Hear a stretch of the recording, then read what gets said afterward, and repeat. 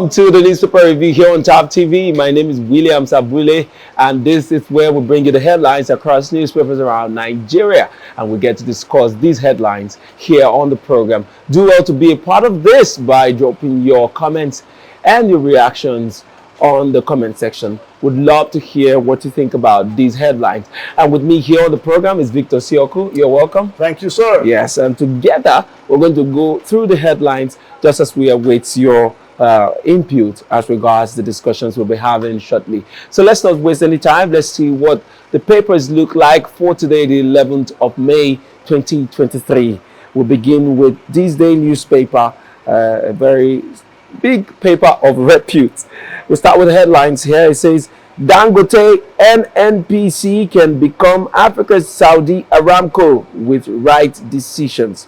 Says firm must strike balance between local content, efficiency. Africa's richest man, Elumelu, hail NNPC's performance under Kyari. UBHL discloses production in his facility, now 96%. NOC to deliver value for Nigerians in 3 years. Kyari pledges. We move to other headlines here. You see Tinubu departs Nigeria for Europe on working visit.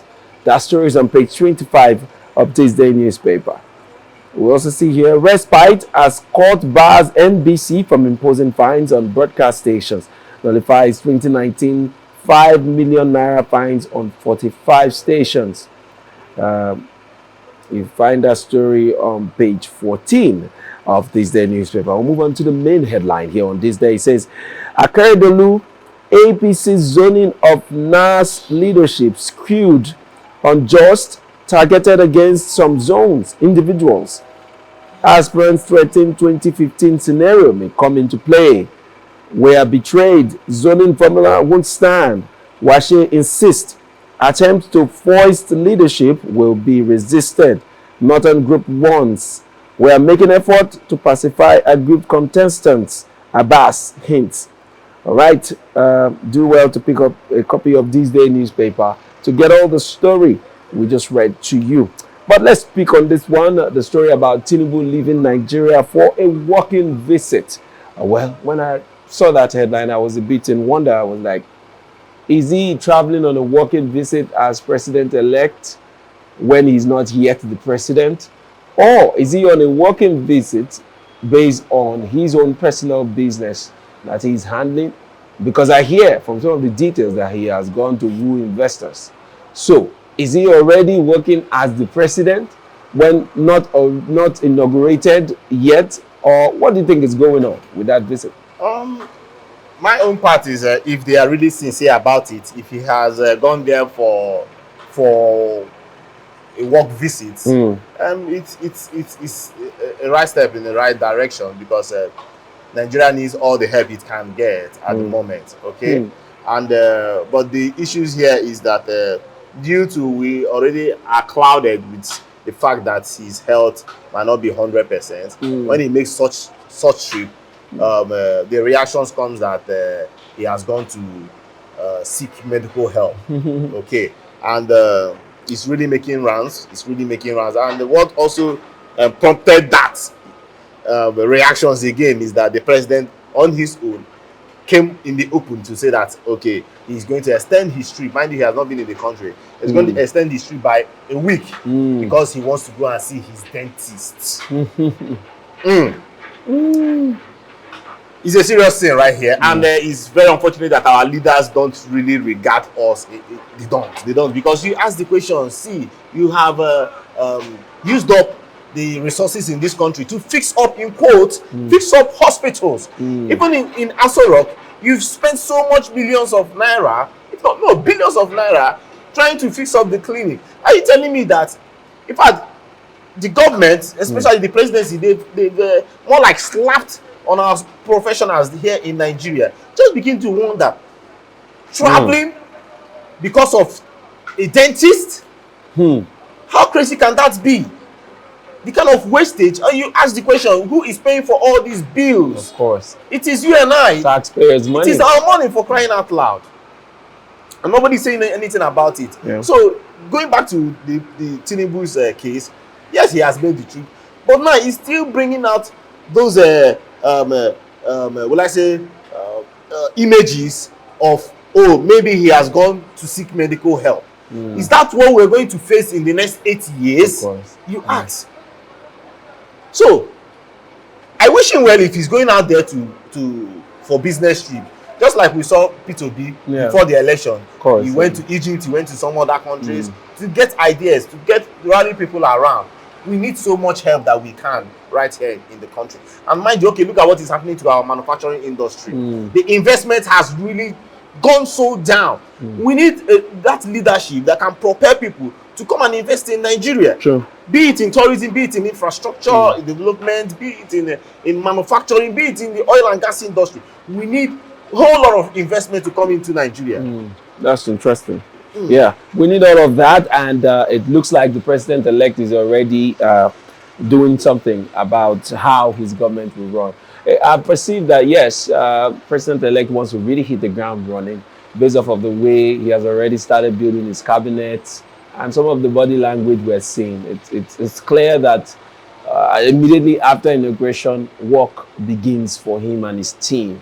And just like you rightly pointed out, we just hope that it is not a disguise for a medical trip where, you know, we've had that kind of challenge, because people have that fear that Tinubu's government will not be very different from that of Buhari because of their age. They're really old, and it's only normal that from time to time they will need medical attention, and not just any kind of medical attention. It has to be a top tier medical attention that will help them survive, because being a president is not child's play. It's a lot of work, if not anything, a lot of mental work. So of course they will need the highest level of professional trusted ones to take care of them. And they've also made our medical system here in the country looks as if we cannot really take care of our presidents and people in highly placed positions in the country. So these people, since they have the financial resources, since they have the power to move abroad, they always take the option of going abroad to, you know, deal with their health situation. To the level that the president is saying he's abroad to take care of his teeth. I mean, that's even unimaginable. It makes me wonder, as little as taking care of a teeth, not a surgery or any sort, but just ensuring that, I mean, I don't want to even go there again, but it's not something we should hear even. But then we're hoping that, yes, Tinubu and his team are ready, and this trip is just to, you know, help his government run smooth and also help Nigeria fix itself. Let's move on to our next paper for the day, and that will be Vanguard newspaper. And on Vanguard here we have as headline for today, the 11th of May, we have as headline here, UK court permits Kanu to appeal judgment in favor of FCDO. All right, UK court permits Kanu to appeal judgment in favor of FCDO. That story is on page 11 of the Vanguard newspaper. We also see here how bandits try to cripple northern states' economy. How bandits try to cripple northern states' economy. Governor El-Rufai speaking, and it's on page 13 of the Vanguard newspaper. We also see here NGE hails court for stopping NBC from filing broadcast stations. Page 8 is where you find details of that story. We also see here Buhari writes Senate seeks approval of $800 million loan. And you find story on page 8 of the Vanguard. Move to the main headline. It says here 10th National Assembly leadership. Senators elect, reps elect move from open contest. G7 aspirants woo opposition members elect. You betrayed us. Aggrieved aspirants tell Adamu. National Working Committee. Give us time to address your grievances. APC tells Washe, Batara, others. APC zoning formulas unworkable. Reinforces aspirants. And reaching out to other aspirants. Abbas. But the Biamila meets joint task group. APC loyalists. All of these details is on page 5 of the Vanguard newspaper. We also see here presidential poll. Court adjoins Obi's petition against Tinubu till May 17th. You find story on page 9 of the Vanguard newspaper. We also see as headline here, Dangote Elumelu hail NNPCL's performance under Kyari. Right under that, we see BVN has no expiry date. CBN speaking on stories on page 8 of the Vanguard newspaper. All right, Victor, let's come back to the beginning of the headlines here on the Vanguard, where we saw Buhari writes Senate seeks approval of $800 million loan. And we also understand that this loan is part of the plan of the government to mitigate the removal of, subsidy. Just try to ease it off, some kind of palliative or something that will work with that money to try to ease off the heavy burden that will come on most Nigerians and our economy once the subsidy is removed, until we balance, the economy into that whole move by the federal government. What's your take generally on this huge sum of money that is about to be borrowed by the federal government, and also an outgoing one for that matter? What's your take? Okay, for me, it is suspicious. A government that is living in the next 18 days. There are about 18 days, and they are seeking for such loan for projects. Okay, they come with the light of they are trying to empower Nigerians. Yeah. But you now wonder what have they been doing before now? Why 7 years come out 18 days to May the 29th when they will be handing over, and they are getting this loan. Now, my issue here is not just about them going to get this loan. My issue here is about the National Assembly. You find out that it is so glaring, and nobody is talking, nobody is making any comment that this National Assembly are overstaffed. They don't even deliberate on matters. They just come. They know their target. They just come. Oh yeah, you come talk. You talk. Boom. Nobody is looking into the details of these contracts. And I bet you, some of these contracts, they are using it to settle themselves. Okay, take a look. Other contracts that have been pending, even Minister of Work has already been indicted. This is just few months to them leaving. If you go back to history, you find out that it is about this time that these guys loot the treasury of the country.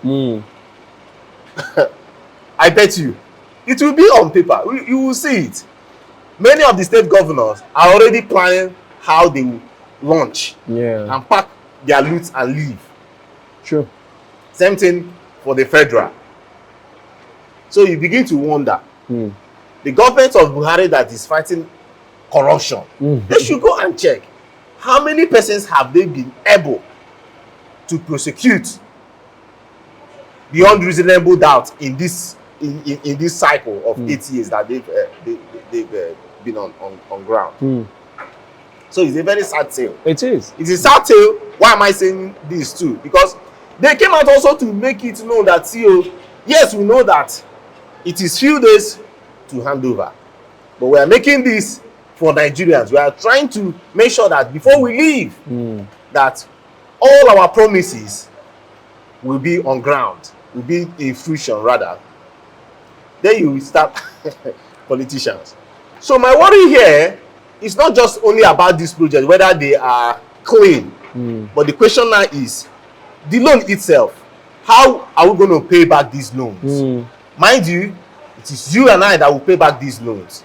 Mind you, before now, the DMO have been crying out loud that there is no money to pay off the loans that have been accrued already. Nigeria is suffering to pay its loans, and you are going out there to get more loans. We already have a backlog of loan amounting to over 70 trillion naira.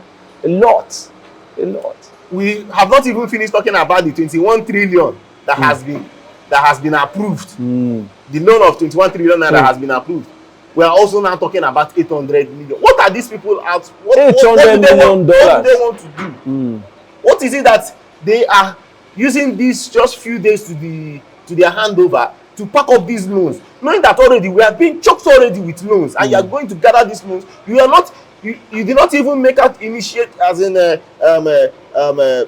plans or initiatives that would bring in more revenues to the country. Look at what has happened to our oil industry. Of course. The NNPC are not remitting money to the federal coffers. If not for FIRS, that's the taxes that you know that is you and I that is paying all these taxes. How will Nigeria do its biddings? It's so unfortunate. It's very unfortunate, and going to be a tough call for the incoming government to deal with all these corruptions that are already in play. And to think that they are also part of the government in terms of party affiliation. I wonder how, because somehow you can tell me that they haven't also been partakers of some of the goodies that is coming from the ills of governance in the past 7 years plus. I keep wondering what 18 days will do for the outgoing government. I feel by now that they should have rounded off everything that their government will be doing and be ready to just hand over and move on. Hand over the baton. Let the next administration continue every other thing, including the borrowing of this $800 million.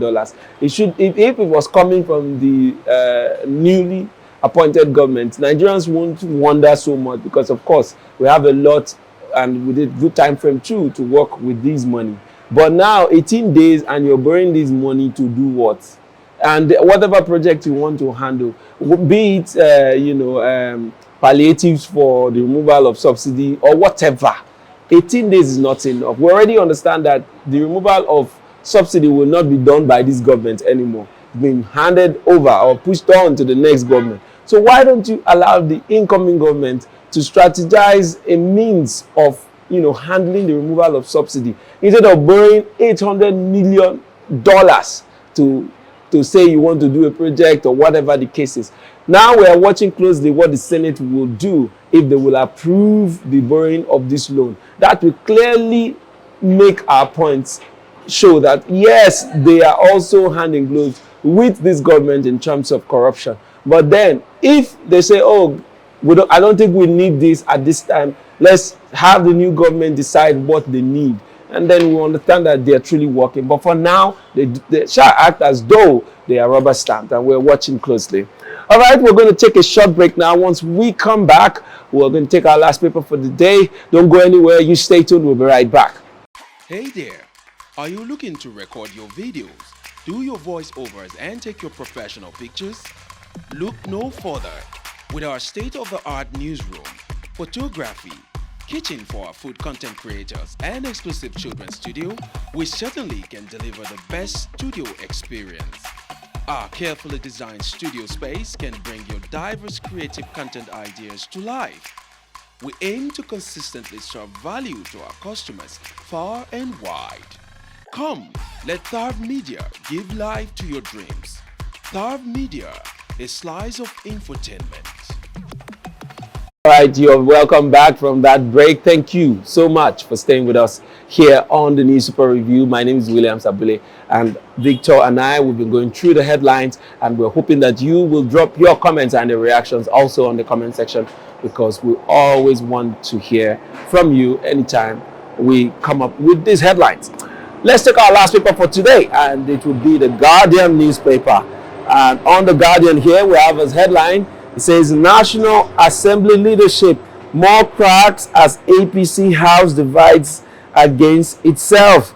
You find story on page 6. We also see there, Tinubu's overseas trip stirs reaction. You see that on page 3 of the Guardian newspaper. Buhari seeks Senate approval to spend $800 million palliative loan. We see that on page 6 of the Vanguard newspaper. More trouble for students as JAMB's biometric verification falters. Page 4 is where you get details. And lastly, I'll take this one. Dangote and Lumelu hail NNPC's performance under carry. Page 3 is where details of that story is. All right, let's go to the story of APC. Well, the leadership of the 10th Assembly has been quite a story for weeks now, and it's still there. This time around, the focus is on APC. A lot has been going on within the party, most especially as regards who is going to take up the mantle of the Senate president, the fourth man in the cadre of leadership in Nigeria. And they are really fighting hard to ensure that zoning plays a role. Not just zoning, the capacity of who is going to take that position is also in play. What's your general take as regards this matter? So the side that it does not favor in the APC are feeling agitated, and they are protesting already. They are protesting already, and somehow you can't take it out of them because of they also see that they are seniors, especially the Wasi and the Betara. These guys are men that came into the National Assembly in 2007. So meaning that this should be about their 5th time, and they are telling you, see, we've been here. You cannot just not consult us, especially what Wasi was saying. You cannot just not consult us. After all, myself as Wasi, I stepped down when you, Femi Gbajabiamila, that's the Speaker of House of Representatives, when you were touted to lead, I had to step down for you. I was consulted, but this time around, nobody consulted me. Okay? It is now looking like it is a Tinubu party. Okay, so Tinubu is the one now picking. Also, they made mention of Tajuddin Abbas from Kano State. Yeah. Now, his own case, he was being presented. It started that he was presented because of the relationship of Tinubu and El-Rufai. So he looks like the anointed one. Yes. So more like Tinubu is not paying back his own direct people that he. So they are like, come to think of it. This is a big house. This is the APC. This is not Tinubu's party.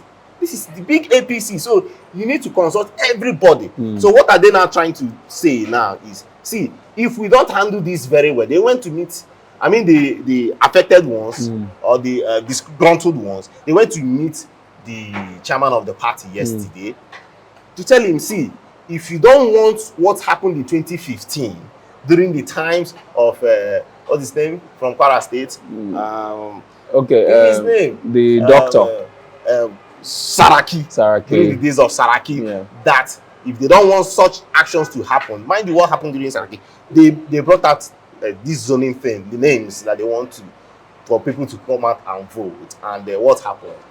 They played on the party, okay, and Saraki emerged as winner. And you saw what happened throughout his reign as the Senate president. So much fighting happened, and they did not concentrate to do their bidding.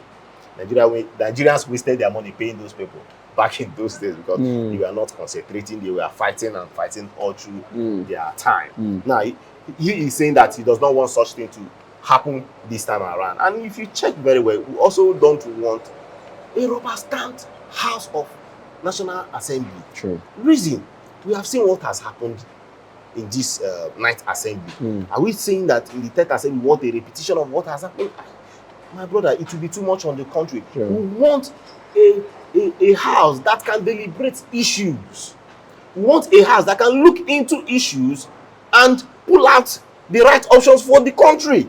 Not a house that the president will just tell them, oh yeah, do this way, and they will just hurriedly do it because they know that if they don't do it, they might just be booted out of office. So that's what Batara and Wasi are crying out right now. And we also have the audios of camp. Okay, they are saying, CEO Emilokon, I must finish this race. So it's looking all glaring that, see, if they don't handle this issue properly, there might just be some loggerheads. There might just be some persons that will be stubborn, that will not abide by this consensus view, and that might just cause some kind of implosion in the party. Very true. And we're already seeing that happen because the whole back and forth that we've seen within the last few weeks clearly shows that, yes, there's been a struggle within the Senate of who should, emerge at the presidency. That's the president-elect and his team, trying to put a leader there that will do their biddings, most likely, because I don't see what the interest of the president-elect and his team members is about the Senate. The Senate is supposed to be a separate institution that is like a watchdog for the president and his people, but then trying to also bless any, member to become the leader will mean that your interests is also there. That means you want your government to, to have that fluidity whenever, whether good or bad, it just flows through for you, and that's not how it should run. So they should leave the Senate, in my opinion, for them to choose who their leader should be. Yes, if they say, okay, zoning, based off the fact that we have a Westerner as president, a Northerner as vice president, and all of that, blah blah blah, coming down to their position. All of that may play out, but let it not be that we have influences of the president-elect choosing who the Senate president would be. Well, our fingers are crossed, and we're seeing how they are going to put themselves together to get a leader pretty soon, before May 29th, for that matter. It really close, but then we're looking at how that is playing. I want to thank you so much, Victor, for coming, and to our viewers, thank you for staying with us up to this time here on the program. Don't forget to follow us and connect with us on all our social media handles, on Facebook, Instagram, and of course on Twitter. I would love to have you stay with us here on TAF TV. Until next time I come your way again, my name is William Sabule, and this has been the News Super Review here on TAF TV.